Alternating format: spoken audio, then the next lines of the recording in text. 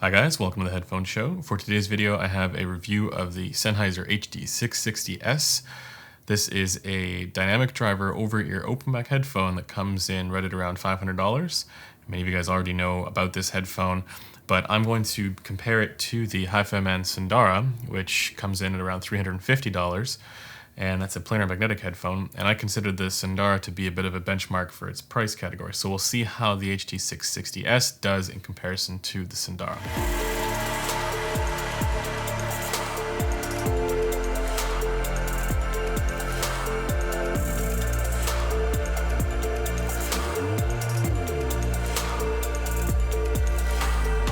If you guys can hear the street behind me, that's because, well, there's a street behind me. Everybody seems to be driving their sports cars tonight, so I apologize. In any case, most of you guys already know about the 660S. This is, of course, the successor to the very popular HD650, which is now produced by Massdrop as the HD6XX. There is, of course, also the HD600 and the 58X and a number of other revisions of headphones that look kind of like this one, but this is still their sort of highest end version of that design. And the consensus for the HD660S seems to be so far that the performance doesn't justify the price increase from the HD6XX, which you can find for like around $200, $220 on drop. So let's talk about build quality, design, and comfort. I did not like the 650's comfort. I always found that the clamp force was a bit tight on that one. But I find with the 660S, I don't really have a problem. The clamp is still there though.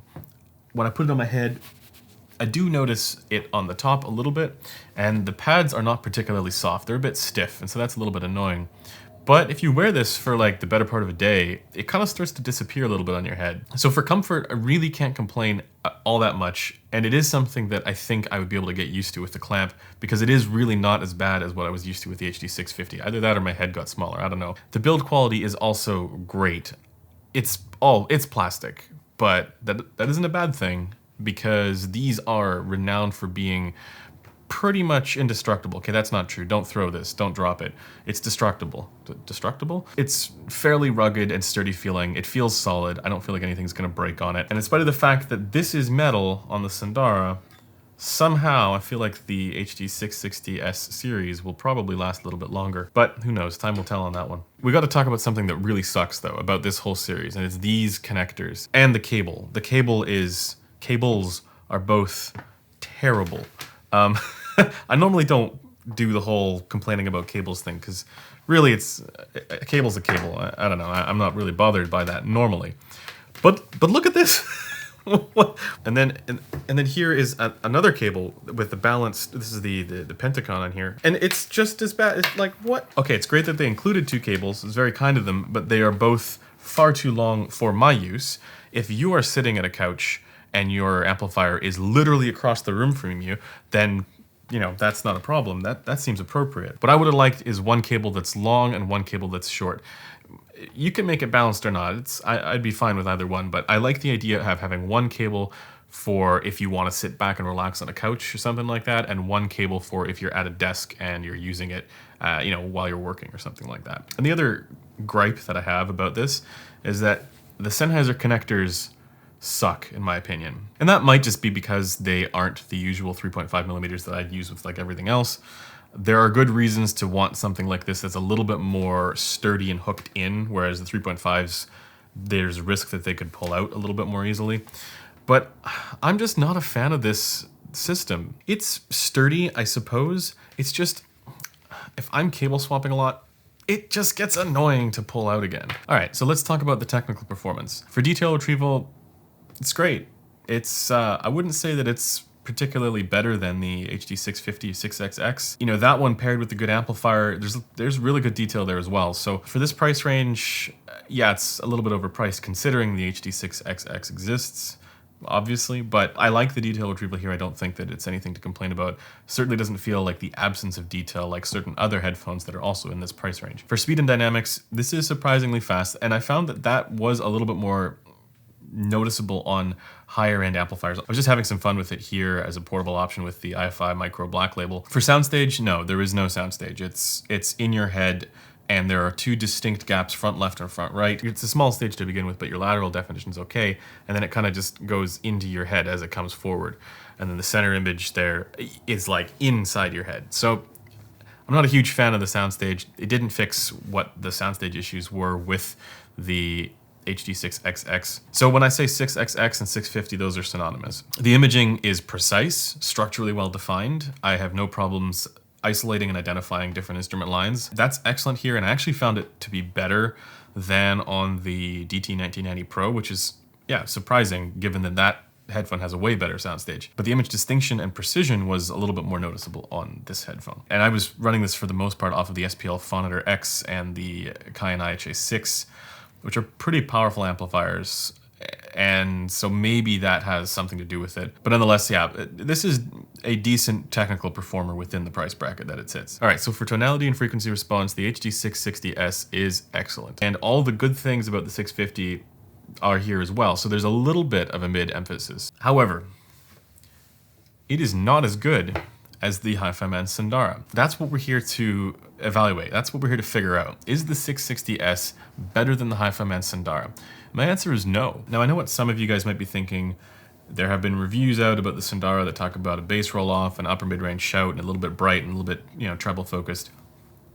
This version, whenever this happened, I don't know if this was in the last year or when this revision happened, but there was a revision to the Sundara at some point, and this one both sounds and measures better than the one before that.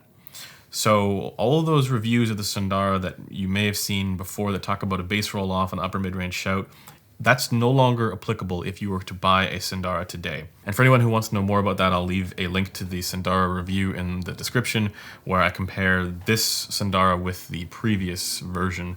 And really, it's just a change to the pads. That's the only thing that I really noticed. But that does have an impact on the frequency response. So when comparing this HD660S to the HiFiMan Sundara, I prefer the HiFiMan Sundara. The HiFiMan Sundara has just at least as good detail retrieval, better speed, better dynamic impact, so your bass tones are tighter and they also punch harder, they slam harder. Although that would also really depend on the track I was listening to, because there were certain songs where it didn't really hit very hard on the 660S, but that's because it was where the sub bass kind of rolls off here. So with the Sundara, it's a much more linear extension in the bass all the way down. And then importantly, the soundstage is better on the Sundara as well, considerably better. And the Sundara is not a particularly spacious and kind of, huge soundstage or anything like that. It's not like the DT1990 Pro, but it is definitely got a better soundstage and a more even distribution across the whole spectrum there, rather than that in-your-head kind of thing that the 660S has. And then as far as tonality goes, you get better bass extension with the Sundara. Even though the 660S is better than the 650, it still rolls off a little bit in the bass. The Sundara does not as much. The Sundara, it only really drops off below 30 hertz, whereas the 660S, it's a bit higher than that. So the Sundara has better bass extension. It's a little bit more elevated in the sub bass as well. The mids are not quite as forward as a result. And then also in the lower treble, there is more energy on the Sundara, a little bit more, not much. And it's a much more gradual elevation up to the consonant range at around 8.5 kHz. So it's a little bit more even there, but it's not like the 660S is sibilant. It's totally fine. Basically anywhere between 5 and 8 kHz, there's a little bit more energy on the Sundara.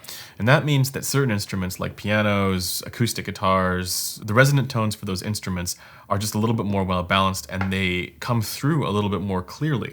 And I really like that. Whereas with the 660S, I won't say it's withdrawn there, but it's just not as present. And then above the consonant range, even above 10 kHz, the Sundara actually has more energy than the 660S. So overall, that means that the Sundara has a better sense of resolution. And I know that's a term that many of you guys are cringing about right now because it's not very well defined. I'm gonna try and do so right now.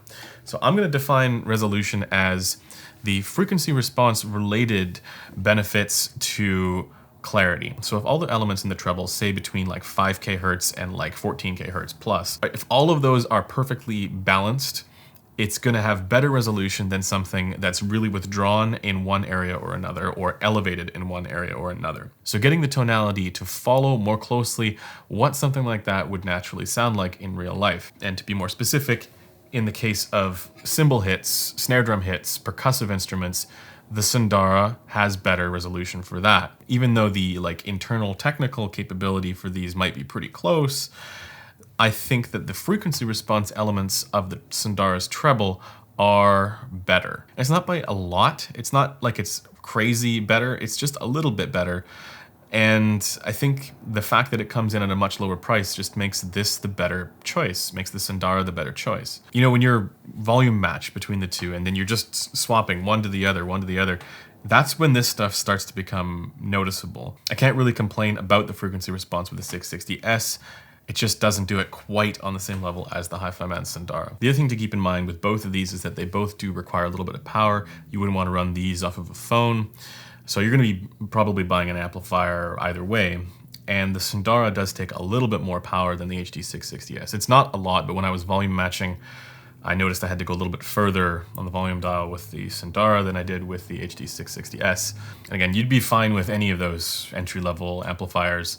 I don't think it's something that requires a ton of power or a balanced connection.